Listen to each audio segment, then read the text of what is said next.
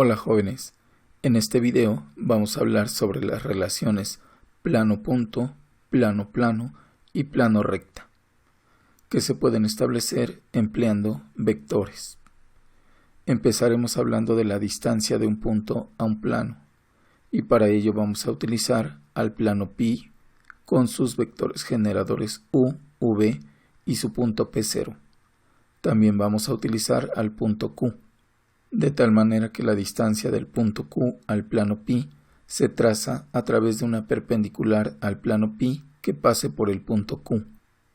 Así que la longitud del segmento que va del punto Q al plano pi pues corresponde a la distancia entre el punto Q y el plano pi.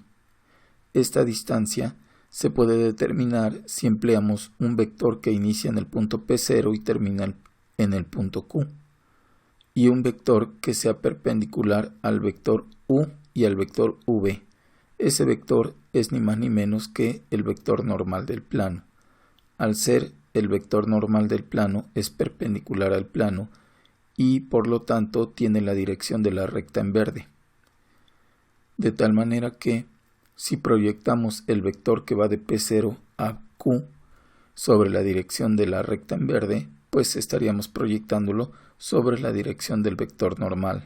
En otras palabras, la distancia del punto Q al plano pi corresponde a la componente escalar del vector P0Q sobre la dirección del vector normal. Claro, hay que considerar que la componente escalar puede ser positiva o negativa.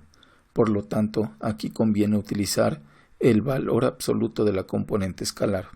Dado que la componente escalar se obtiene con el producto punto de los vectores involucrados entre el módulo del vector de referencia, pues tendríamos esta expresión para determinar la distancia de un punto a un plano.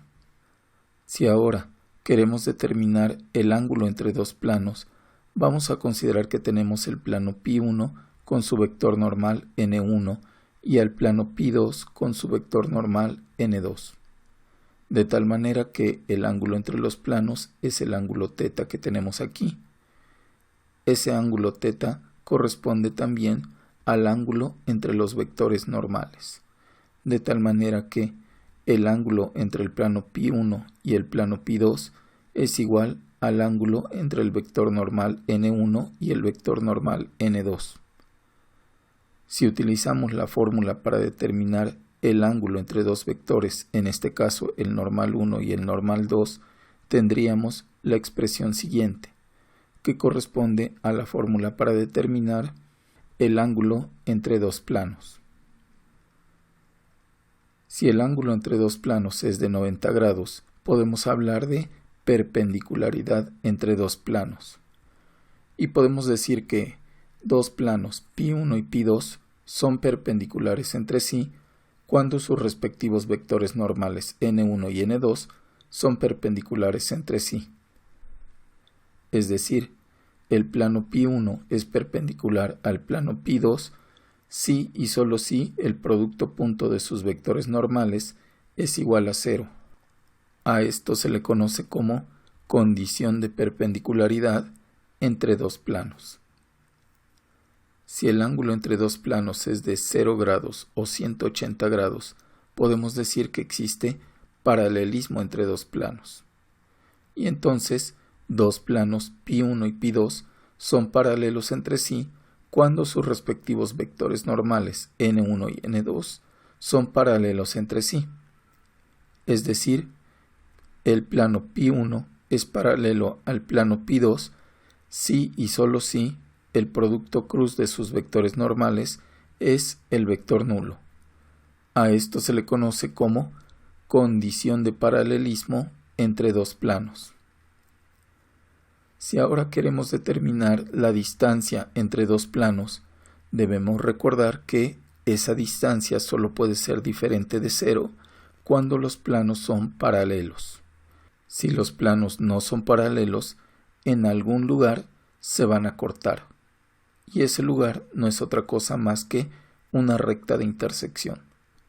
Pero hablemos de dos planos que son paralelos y establezcamos su distancia. Para ello vamos a emplear el plano pi1 con su punto P01 y su vector normal n1. y el plano Pi2 con su punto P02 y su vector normal N2. De esta forma, cualquier punto del plano Pi2 está a la misma distancia del plano Pi1 y obvio, cualquier punto del plano Pi1 está a la misma distancia del plano Pi2. Por lo tanto, podemos utilizar la fórmula de distancia de un punto a un plano. En este caso, la distancia del punto P02 al plano Pi1 corresponde a la distancia entre los dos planos.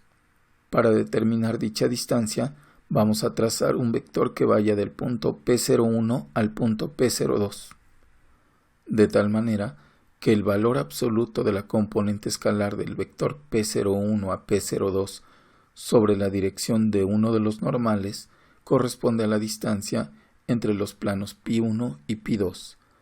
Claro, la componente escalar se obtiene con el valor absoluto del producto punto de los vectores involucrados entre el módulo del vector de referencia, que en este caso sería el vector normal. Así que tenemos ahora la fórmula para calcular la distancia entre dos planos. Hablemos ahora de la intersección entre dos planos. La intersección entre dos planos es una recta que pertenece tanto a uno como a otro plano, es decir, las coordenadas de cualquiera de los puntos de la recta deben satisfacer cualquiera de las ecuaciones de ambos planos. Adicionalmente, podemos decir que las ecuaciones cartesianas de la recta de intersección son las ecuaciones cartesianas de ambos planos, y el vector director de la recta de intersección entre los dos planos se obtiene con el producto cruz de los vectores normales de los planos que contienen a la recta.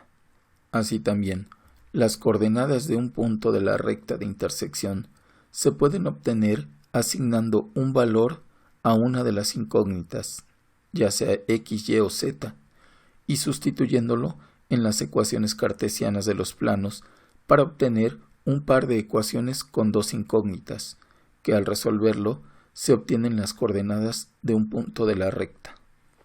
Hasta aquí podemos establecer, a manera de resumen, estas expresiones. Para la distancia de un punto a un plano, para el ángulo entre dos planos, las condiciones de perpendicularidad y de paralelismo entre dos planos, la expresión para calcular la distancia entre dos planos y considerar que la intersección entre dos planos es una recta que se representa con las ecuaciones cartesianas de los planos. Continuemos viendo ahora las relaciones entre una recta y un plano, y hablemos de el ángulo entre una recta y un plano. Para determinar el ángulo entre una recta y un plano, vamos a utilizar al plano Pi con su vector normal n y a la recta L con su vector director u. El ángulo entre el plano Pi y la recta L es el que tenemos aquí en color rojo y lo denotamos con la letra θ. De tal manera que si movemos a los vectores u y n para que coincidan en su punto inicial, veremos que estos vectores forman un ángulo, pero ese ángulo no es el ángulo entre el plano Pi y la recta L, es un ángulo al cual le vamos a llamar alfa. Lo que podemos observar también es que el ángulo θ más el ángulo alfa me dan 90 grados. Si de esta expresión despejamos θ, pues tendríamos que θ es igual a 90 grados menos alfa. Si a esto le aplicamos la función coseno en ambos lados de la igualdad, tendríamos esta expresión.